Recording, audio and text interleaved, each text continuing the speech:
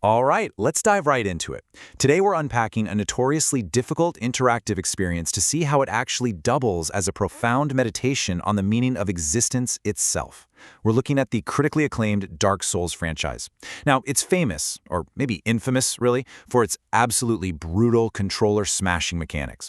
But we're going to uncover how that legendary difficulty isn't just some sadistic quirk of game design. It is, quite literally, philosophy in action.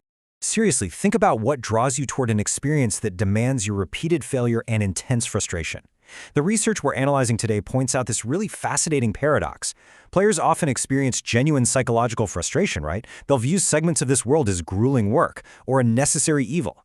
I mean, you might lose hours of progress to a single poorly timed dodge against a random skeleton, yet we keep coming back. We throw ourselves at the exact same impossible obstacles. So why on earth do we willingly subject ourselves to this suffering? Well, when you're consuming traditional media, you're allowed to observe passively. You kick back, you watch your tragic movie unfold, and you're really just a passenger to the story. But here, the active complicity forces you to confront your own choices head-on. In this digital environment, you are the one pressing the buttons. You aren't just watching a tragedy happen, you're actively authoring it. When your character meets a grim fate, the frustration you feel is deeply personal. Because, let's face it, the failure is entirely your own. We're going to map our descent into the abyss using these 6 steps. First, the illusion of play. Second, the mechanics of suffering. Third, death and the finito. Fourth, the myth of the dark sign. Fifth, rebelling against the absurd. And finally, becoming the overman.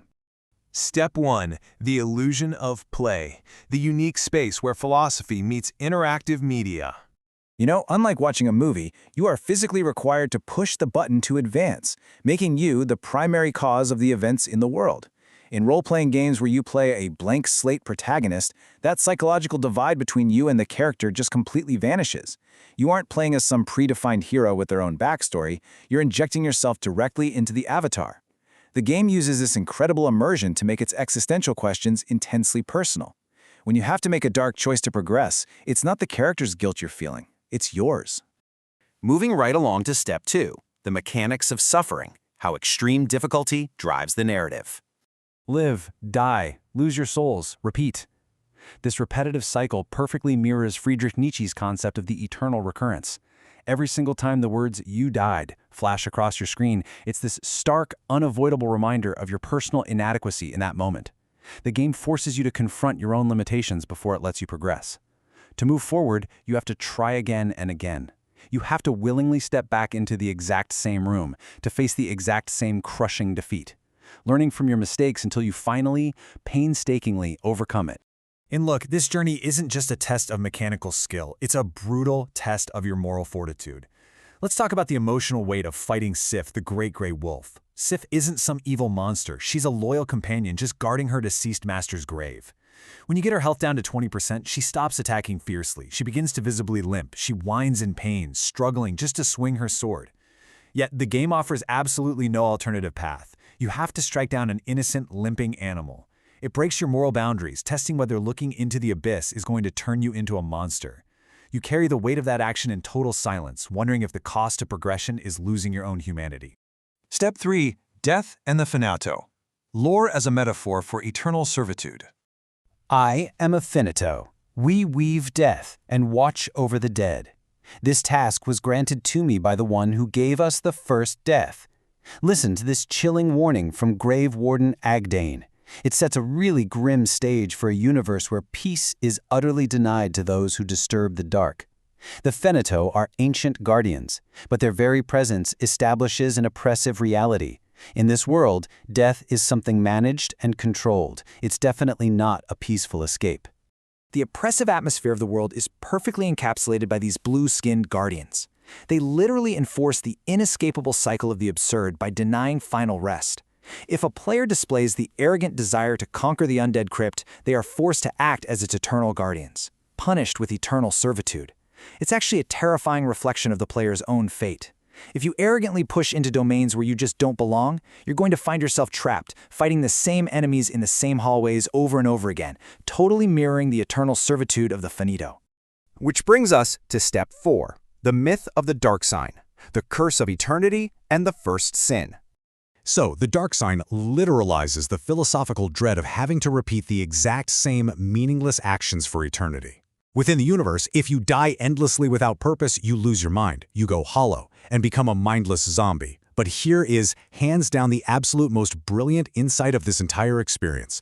Going hollow happens to the character the exact second you, the human player, put the controller down and quit out of real-world frustration. The character's descent into madness is entirely dependent on your decision to give up. They don't die a final death, they're just left frozen in an eternal meaningless loop of standing in place, all because you stopped providing the will to move them forward. The lore and your physical actions in the real world are perfectly linked. And to make matters worse, the religions and prophecies guiding you through all this suffering, they're an illusion. The realm's primary deity, Lord Gwyn, committed what is known as the first sin. Fearing the loss of his power, Lord Gwyn sacrificed himself to link the fire, completely altering the natural course of the world and betraying humanity. You're told over and over that you are the chosen undead destined to save the world, but in reality, that's just an opium of the masses designed by Gwyn to manipulate you. You are simply being tricked into serving as fuel for an endless, unnatural cycle. Step 5. Rebelling against the absurd. Finding meaning when the universe offers none. Okay, let's talk about absurdism. The philosopher Albert Camus noted the tragedy of the human condition. We desperately seek inherent meaning in a universe that responds only with unreasonable, meaningless silence. Think of the Greek myth of Sisyphus, right? He's cursed to push a boulder up a hill for eternity, only to watch it roll back down. That is the exact experience of fighting a boss 50 times in a punishing digital landscape, knowing the world cycle will just reset to ash eventually anyway. You are working and struggling for essentially nothing. So, what's our move here? Do we embrace our endless deaths as a necessary path to self-improvement, accepting the tragedy like Nietzsche suggests?